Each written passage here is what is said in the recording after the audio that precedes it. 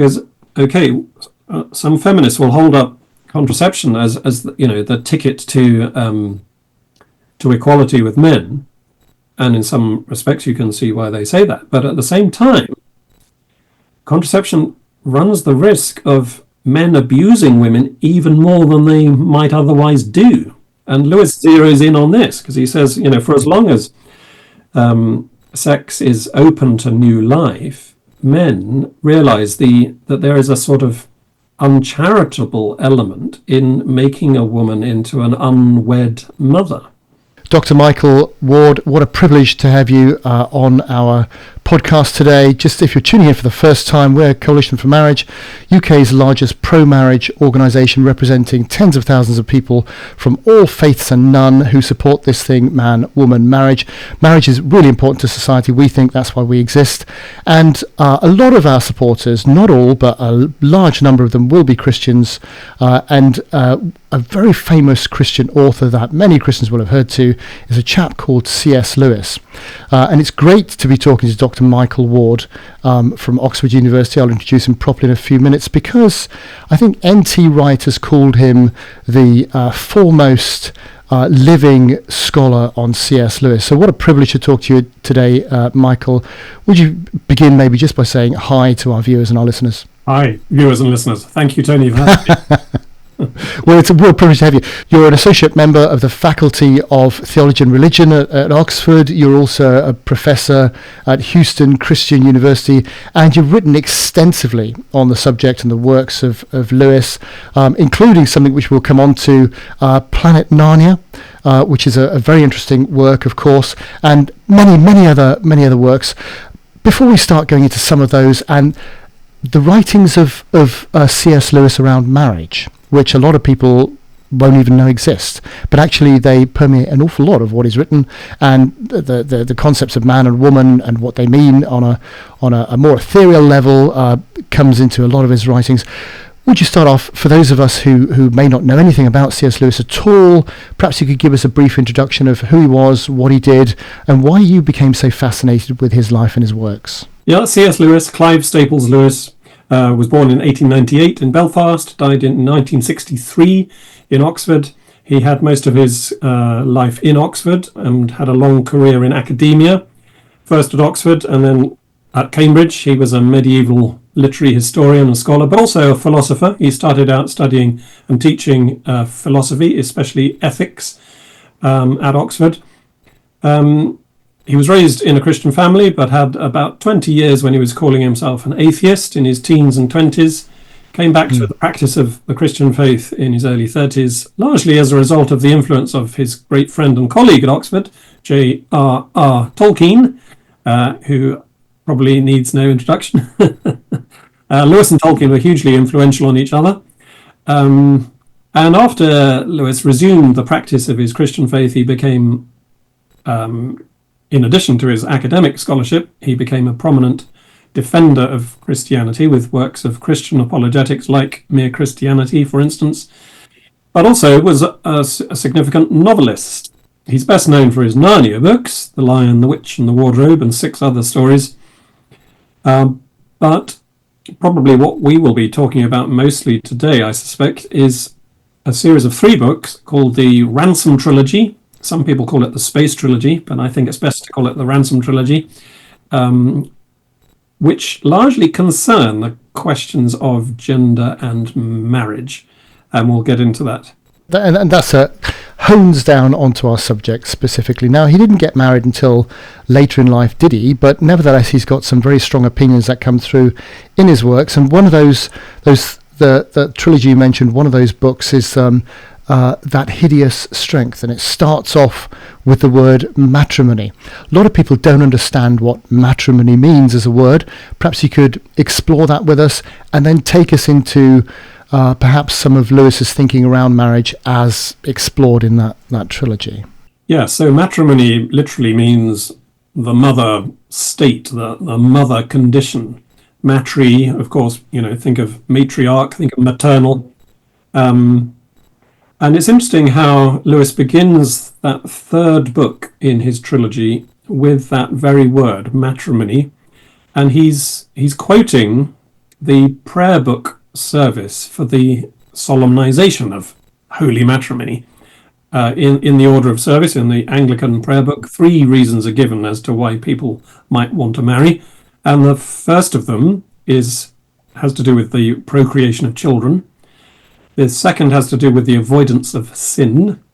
And the third has to do with the mutual society, comfort and support that the one ought to have of the other, or words to that effect. And it's that third purpose of matrimony that the heroine of the story, Jane, brings to mind. That's where the story opens, with her reflecting upon her recent marriage to Mark and how she's very unhappily married to Mark. So that's really where the third book begins. But why does it begin there, given that it's the Mark and Jane have not appeared in the first 2 novels in the trilogy? Well, it's because the first 2 novels in the trilogy are setting up the context for the third book. And in the first book, which is set on the planet Mars, Lewis gives us a kind of poetic depiction of the masculine spirit. In the second book, which is set on the planet Venus, he presents his ideas about femininity. So you have masculinity on Mars, femininity on Venus, and then the third book, which is set on Earth, features this very ordinary couple, Mark and Jane Studdock, who are unhappily married. They are not living into their masculinity and femininity respectively. And one of the ways in which they are not living into it is by means of their contracepted relationship. They are not open to having children. And that's a major theme of the third book. I think what Lewis seems to be bringing out of the one of the important roles of marriage is being open to this concept of procreation. And again, that's why marriage defines the thing which only a man and a woman can do, because there's this concept of bringing about the next generation, which is limited, obviously, to what a man and a woman can do. Well, that hideous strength, the third book in this trilogy, is the fictional counterpart to another book that Lewis wrote called The Abolition of Man.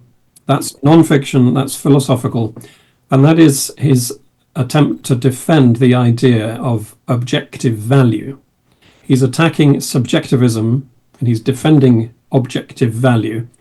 In other words, he's saying that things that we consider good, true, and beautiful are indeed good, true, and beautiful, and we recognize their goodness and their truth and their beauty. We identify it out there in the real world. We respond to it. We admit that it exists outside our own perspective. We're not just projecting these values onto reality. We're discovering them. And the abolition of man is all about where we will end up if we give up on objective value. We will end up, Lewis says, rather cataclysmically, in abolishing ourselves. That's why he calls the book The Abolition of Man. We will cease to be recognizably human if we imagine that we just create value and whatever we say goes. In other words, Lewis is trying to push back against the idea that sheer exercise of will, voluntarism, can define reality. Of course, we have wills and we have a certain amount of freedom, and we can debate and discuss the nature of reality, but there's no point in having debates about the nature of reality if reality has no nature. if there's nothing innate to reality that we can discover, why would we ever bother to debate about it? If it's just a purely subjective projection, then all that we can do is actually fight about it and exert our own willpower, and the strongest person gets to determine what the nature of reality is. Yeah. So that's what the abolition of man is about. And then in that hideous strength, Lewis zeroes in on this one particular example of objective value, namely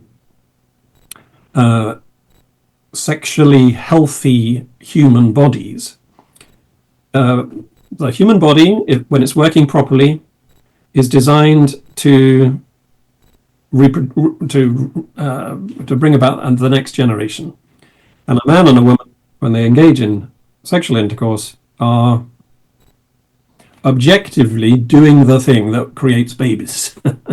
Yeah, the whole idea that, I mean, as mammals, it's quite interesting that we're still young longer than most other mammals are alive. It takes us a long time to grow up as mammals, and a lot of that is passing on intergenerational customs and practice, which take a long time to learn.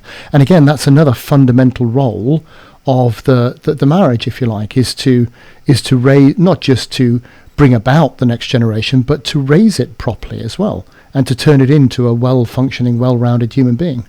It's about the nature of a relationship that produces the next generation, not just conceives, but bears and raises and educates, so that, you know, the human race can cascade on down the generations.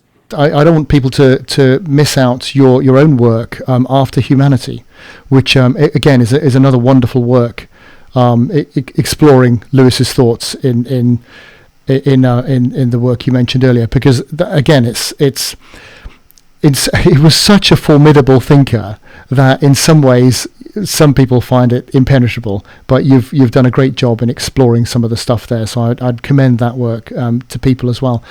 In terms of Lewis's, he had quite a theology of sex and natural law, and this comes through in the space trilogy, as some people call them, and other places as well. Tell us a little bit about his theology of sex and natural law.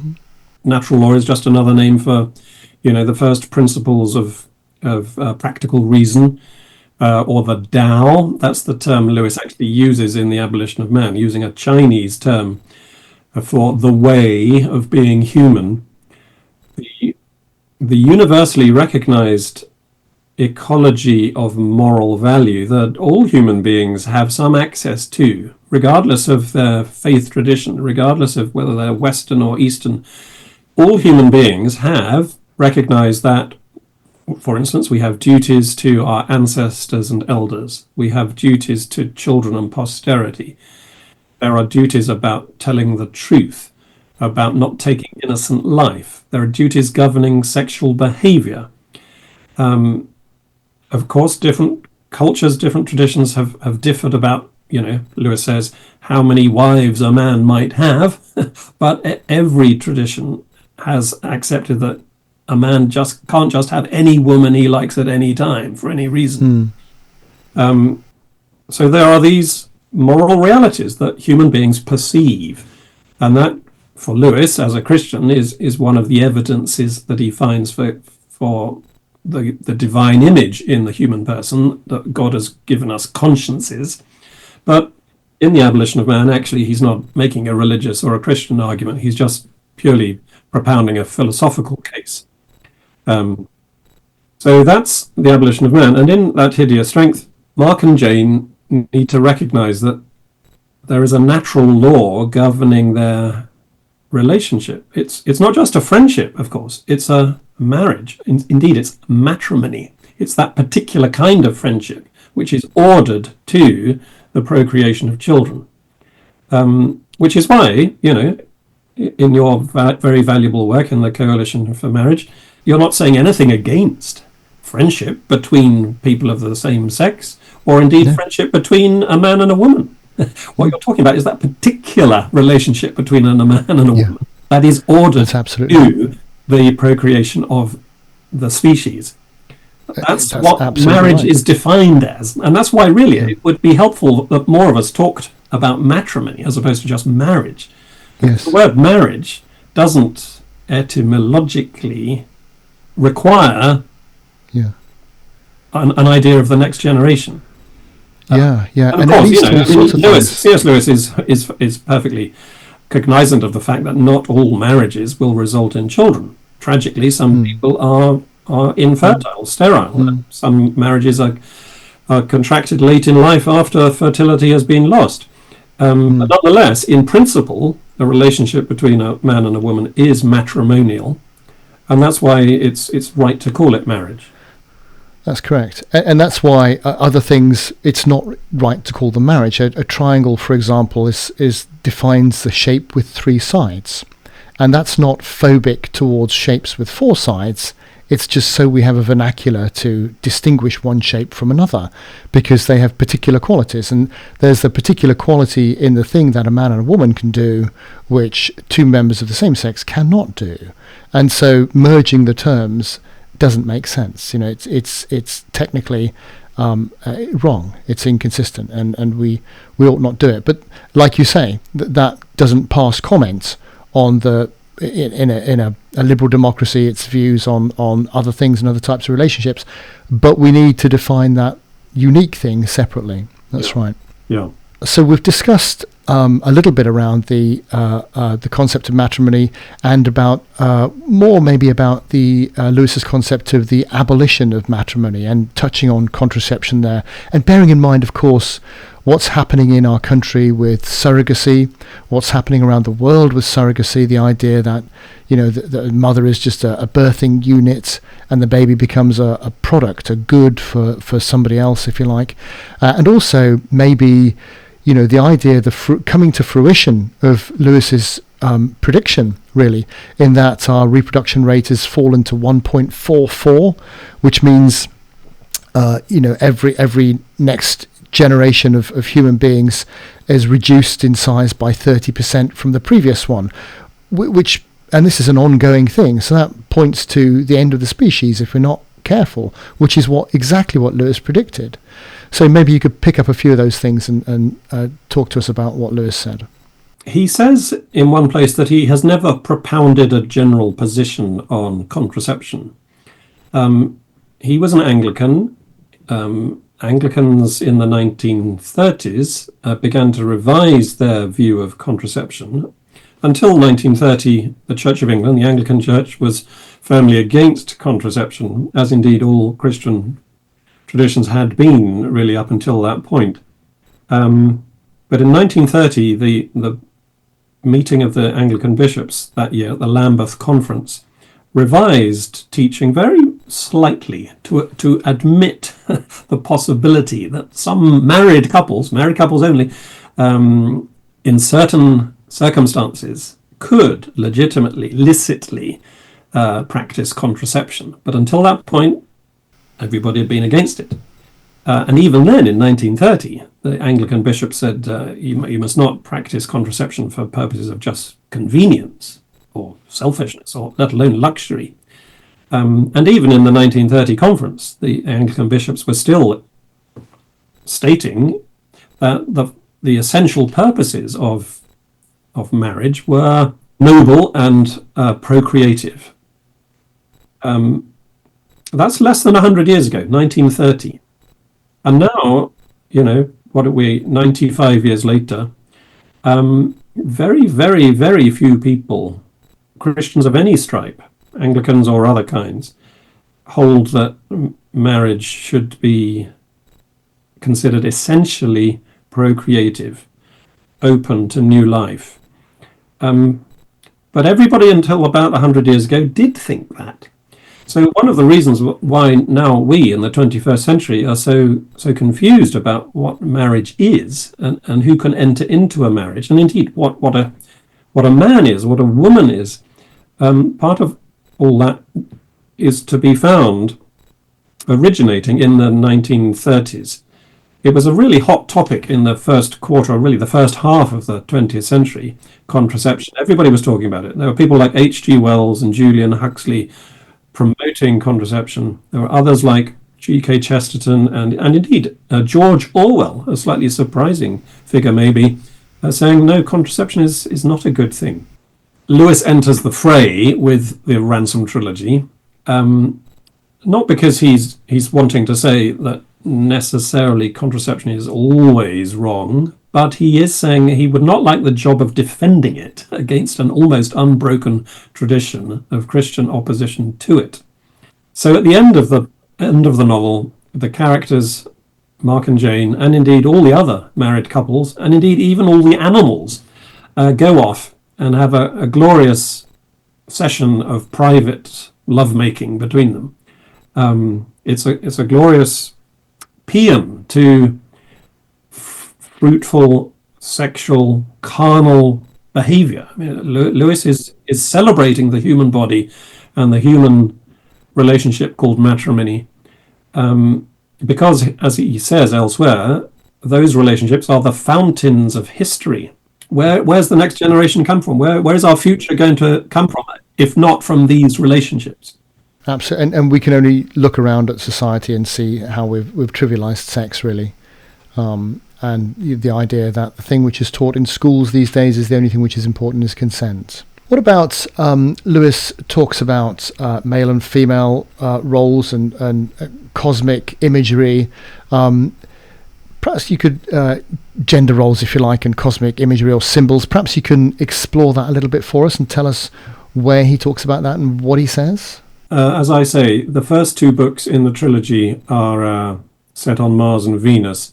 So Lewis is plugging into the long tradition of the association between Mars with masculinity and Venus and femininity. And Lewis is what you would call a gender essentialist. He thinks that gender is an objective reality. One of the reasons why marriages are unhappy is when men don't recognize that they are masculine and women don't recognize that they are feminine. Which is not to say that Lewis is, simplistic about this. He says that there should be spiritually a woman inside every man and a man inside every woman. He can't bear the traditional idea of the man's man or the woman's woman. No, things are complicated. Men need to have, as it were, a feminine side to them, and women need to have a masculine side. They need to enact their gender in a holistic fashion. And indeed, part of what it means to be a man or a woman is to recognize the other sex. Lewis says in That Hideous Strength that beauty, for instance, is made for other people. The idea that we're just beautiful for ourselves, when we look in the mirror, oh yes, how beautiful we look. Well, that's not the point. Interesting. That descends very quickly into a kind of narcissism and even a solipsism. And indeed, in his book on the problem of pain, Lewis says that one of the works of hell is to quench the taste for the other. The other sex, in this case, we need to know the other sex in order to know who we are. You only understand who you are in relationship to other people. You only understand your own gender in relationship to the other gender. Which is very prescient of him, because our Supreme Court has only just caught up with him. It turns out something which we all thought we knew for a long time. The law has now caught up with and told us, well, actually, yes, men and women are in fact different. Which is an obvious conclusion, of course, that everyone knew up until really 5 minutes ago. So the final substantive topic I wanted to talk to you about, Dr. Ward, if that's all right, is, in fact, I think it's on a book behind you, and this concept of your work, Planet Narnia. Now, of course, a lot of us have read the Seven Chronicles of Narnia, and maybe we've missed something. Perhaps you could tell us what Planet Narnia is about and what maybe we might have missed, and how that relates to marriage and masculine and feminine and all these wonderful things. Yes, well, there are 7 Narnia books, and what I discovered in the course of my doctoral research into C.S. Lewis's imagination is that there are 7 Narnia books because there are 7 planets in the medieval cosmos. And Lewis, being a medieval scholar, knew all about that cosmological arrangement, the 7 heavens, each planet with its own influences and attributes. It's from the 7 heavens, of course, that we get the names of the days of the week. And with regard to our current conversation, the 2 planets that are relevant are Mars and Venus, which we've already been talking about, and Lewis uses them very explicitly in his Ransom trilogy. But in the Narnia books, he uses them implicitly. He doesn't tell us that he's using the symbolism of Mars and Venus, but he is, in particular, in the books Prince Caspian and The Magician's Nephew. Prince Caspian is his Mars-themed book, full of martial imagery, of masculinity, of the warrior spirit, but also of trees and forests. Mars was always associated with with that kind of imagery in Roman mythology. And in The Magician's Nephew, we have the Venus-themed story. That's the book in which Narnia is created, it's brought to birth, and also the story in which the life of a mother is saved. The boy Diggory is sad at the start of this tale because his mother is dying, and he saves her life by plucking a magic apple from a western garden, very much in the tradition of the mythological garden of the Hesperides. So when you read the Narnia books from this planetary symbolism, Lewis described them as spiritual symbols of permanent value, which were especially worthwhile in his own generation. The books begin to spring into focus, and a whole new dimension of symbolic and mythological complexity reveals itself. It's a beautiful thing he was doing. So if you want to understand Lewis on gender, you need to read not only the Ransom trilogy, but also, I would argue, Prince Caspian and The Magician's Nephew. And your book, Planet Narnia. Oh, yes, and that too. Available at all good bookstores. So, can you tell us anything about Lewis's own marriage? Yes, his own marriage was remarkable. And indeed, it has been made into a film. In fact, 2 films, and a stage play, and a radio play. The title of the first version of this story was Shadowlands. It was a BBC TV film. Then it became a very popular stage play, then a feature film with Anthony Hopkins and Deborah Winger, and then a radio play. And it details the late marriage of Lewis. He was in his late 50s when he got married, to a much younger woman. She was in her early 40s, a New Yorker, and in fact a divorcee with 2 sons from her first marriage. And she came to England and got to know Lewis. They had already had quite a correspondence. She had read his books and admired his works. And then she was faced with the prospect of her visa expiring and her being deported back to America. And she didn't want to go because her former husband, her ex-husband, was someone that she was wanting to escape. And so Lewis said to her, well, what we could do is I could marry you, but just legally. Nobody need know about it. That would mean that I would extend to you my British citizenship, and so you could stay in the country. And that's in fact what they did. They married secretly. They married privately in a registry office wedding, which nobody knew about, except the registrar and the legal witnesses. And they didn't live together. She kept her own name. Nobody knew. But then she fell ill, tragically, with cancer, and it was very likely that she would die imminently. And so within a year of the first marriage, they got married a second time, but this time in a Christian ceremony at her hospital bedside, when it was thought that she was going to die within a matter of weeks or months. But in fact, the same Anglican priest who married them also prayed for her recovery from her cancer, and her cancer did go into remission. And so, in fact, she had another 3 years of life, in which they had a belated honeymoon and a trip to Greece and a trip to his native Ireland, and by all accounts had a very happy, if brief, marriage. Not a matrimonial marriage, because she was already past the years of childbearing. Not to mention her serious illness. But it was that which these Shadowlands stories, films and plays, have turned into a very beautiful and moving drama, because after her cancer returned in 1960, she died at the age of just 45. And Lewis wrote about her loss in a book called A Grief Observed. I suppose if people are looking for because who knew all this about Lewis, and who knew his views of marriage and matrimony and men and women and gender roles, etc., etc.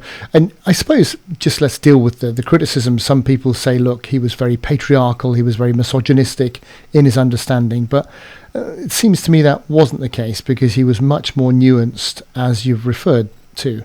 How would you bat away such criticisms? Well, yes, I think these days, if you're not a card-carrying, signed-up feminist with the latest wave of feminism, then you are just automatically dismissed as a patriarchal. What else could you be? The idea that there are more than two positions here, either patriarchy or feminism, that seems to be too complicated for some people.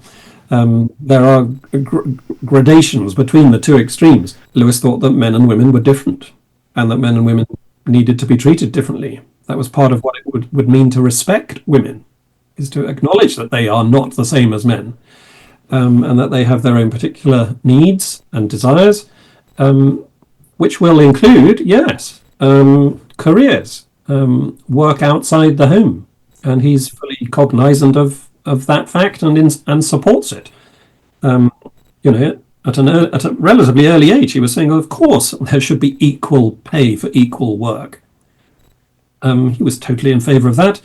He acknowledged the serious contributions of his academic colleagues who were women, like Janet Spence and Elizabeth Anscombe and Nan Dunbar, and friends like Dorothy Sayers, fully respectful of their minds and their contributions to scholarship. He didn't demand that all women by any means should stay home and have babies and cook cookies. That's just an absolute travesty of his position. But he was, at the same time, fully supportive of those women who did prioritize marriage and family, and as we've seen, thought that it was an important aspect of the relationship between the genders that the risk of the dangers of contraception should be fully acknowledged. Because some feminists will hold up contraception as the ticket to equality with men, and in some respects you can see why they say that. But at the same time, contraception runs the risk of men abusing women even more than they might otherwise do. And Lewis zeroes in on this because he says, for as long as sex is open to new life, men realize that there is a sort of uncharitable element in making a woman into an unwed mother. But when that risk is removed, the man is just at liberty to treat the woman as a kind of sex doll, as it were, abuse her more thoroughly than he ever would have done before. So absolutely right. Contraception is a terrible two-edged sword. And the shadow side of contraception fully needs to be acknowledged and recognized. Yeah, and that's outside of the intrinsic harm, which we now all know, which is there within a lot of women's contraception, which itself is damaging. But the other thing Lewis recognised was the glory and the honour of motherhood, which again we seem to have lost today, something without which none of us would be here, by the way. The importance and the glory and the honourhood of matrimony and being a mother, and how valuable that is, obviously, intrinsically to the existence of mankind. Yes, well said. Which is, I'm wondering if people want to, that they didn't realise what they didn't realise about Lewis, where would you point people to start? I love the book you referred to at the beginning, Mere Christianity. It's one of a very tiny number of books I've read more than once. It's just wonderful. And I would recommend everyone, whether a Christian or not a Christian, go ahead and read Mere Christianity. Just the lucidity of Lewis's thought process and the weight of his argument and the logic of his mind is just astonishing. What else would you recommend people read of Lewis's? Well, the Narnia books, the Narnia Chronicles, as they're sometimes called, the Ransom Trilogy. The Four Loves is a very fine examination of the nature of the four Greek words for love: affection, friendship, eros, erotic love, and agape, charity love. That's a marvelously wise and right exploration of the different angles on love and how they can go wrong. And his late novel, Till We Have Faces, is a kind of fictional counterpart to The Four Loves. Brilliant book. One of Lewis's works I've read more frequently than any other, Till We Have Faces. Very profound. Wow. challenging work. So those are some of the Lewis titles I would point people to. Aside from the two books you've kindly talked about today by me, Planet Narnia and After Humanity, can I suggest three other things? One is this book, Life on the Silent Planet, which is a book of essays about the Ransom trilogy. And that's where I go into considerable depth about Lewis's depictions of matrimony. There's also this book, Women and C.S. Lewis, edited by Carolyn Curtis and Mary Pomeroy Key. I've got a chapter in this about Lewis and contraception, and the book is generally very interesting and helpful. And then thirdly, I wrote an article on Lewis and contraception for First Things magazine, which you can find online. And not everything I say in Women and C.S. Lewis is said in that article for First Things and vice versa. So it's a great taster, though. It's a good taster. So I would encourage people to look up those things if they want to pursue this matter. And not least because, a lot of Christians in particular who talk about contraception are Catholics. But C.S. Lewis wasn't a Catholic. He was an Anglican. And I think that's interesting. It reminds us that until 1930, Catholic and Protestant alike were suspicious of contraception. And that might be something that Protestants and Anglicans can get back to. Yeah. Dr. Michael Ward, I'm really grateful. It's actually really exciting. It's almost like discovering Lewis's work from a different angle in the universe, and you reveal things that perhaps we haven't seen from our angle, and it's brilliant. And it's a whole new way of looking at his work and a whole new way of understanding the depth of his thinking and his authorship and the contribution that he's made to literature and potentially to our culture too today, as it should be valued. So thank you so much for that. Thanks for your time. Keep up the great work, and maybe hopefully speak to you again sometime. I hope so. Thanks for having me, Tony. Godspeed. Thank you.